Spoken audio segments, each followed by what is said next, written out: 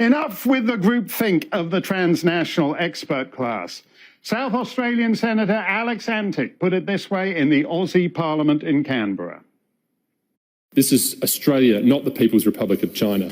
We should be governed by the lowest and least centralised level of authority as possible to preserve our basic freedoms, including freedom of movement, speech and choice.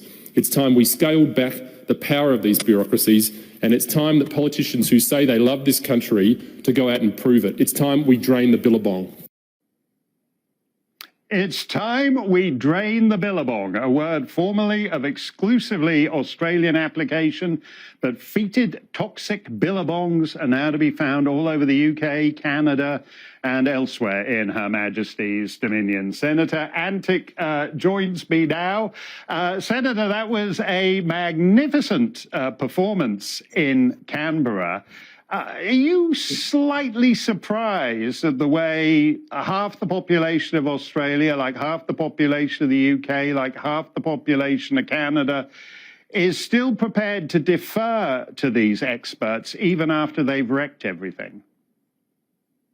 Well, look, Mark, thanks for having me on, and congratulations on the show, by the way, doing great work on these very subjects. So I'm an avid viewer, but look, I think I'm not really, because I think what we've seen is this sort of top-down style of government, this sort of groupthink approach to policy emerge over the last 2 years. It's actually been growing longer than that, of course, it's been growing for decades, but it's now started to gain a huge amount of momentum under COVID. And we saw the same things here. We saw what we were called our chief health officers, who were in each state, the head, the sort of the Anthony Fauci's of each particular state, if you like, spouting the same wisdom over and over again with no basis upon which to do so. And in fact, I sought information from local versions of that saying, well, tell us the science this is based on. Of course, the science was null and void. So we're seeing this sort of expertisation of politics, which is actually just politics in itself. It's really just politics overriding science. It's almost become endemic.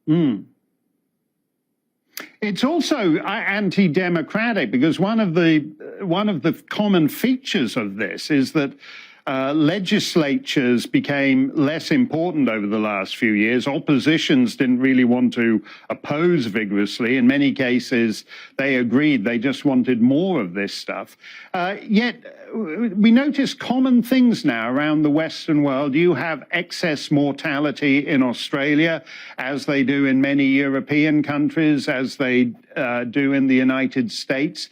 And yet the media is still in March 2020 mode and doesn't really want to investigate any of this stuff. We've seen almost no investigation of this, and it's a common complaint for me here. In fact, in Australia in the last 4 months, we've had something like 8,500 excess deaths over and above the baseline average. Now, that represents about 16.8%, which is pretty common across the Western world. Yeah. And yet there has been almost no commentary about that.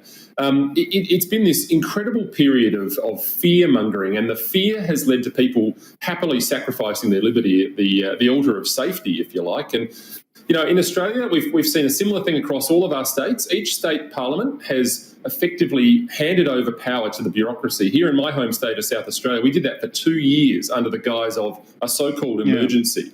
And what really that equated to was the bureaucracy taking over the reins. We had public health officials and the chief police officer calling the shots on almost everything.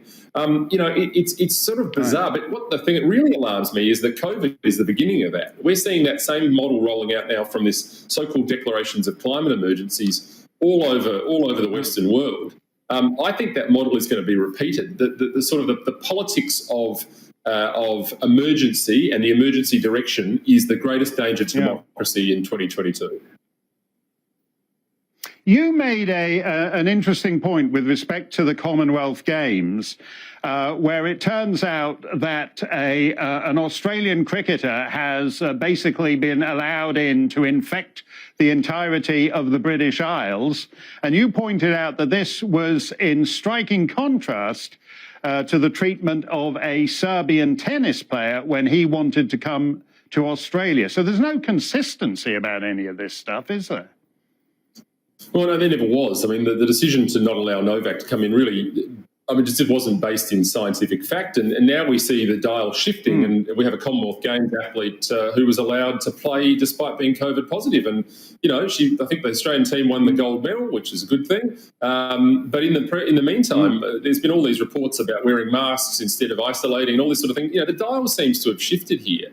And so, you know, we're seeing things in South Australia and Victoria and New South Wales that 6 months ago would have shut the state down. But now all of a sudden, you know, X number of cases doesn't seem to be a big issue. So what happened to the science? You know, was it the case all along that science was just about politics? I think that's what we're seeing.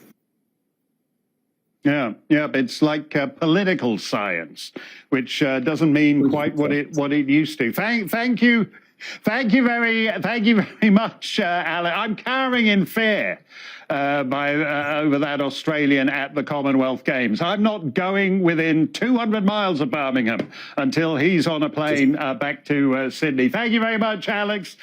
Keep it up. We could use a few more like you at Westminster. So if you fancy being in the House of Lords, let me know and I'll mention it to Liz Truss.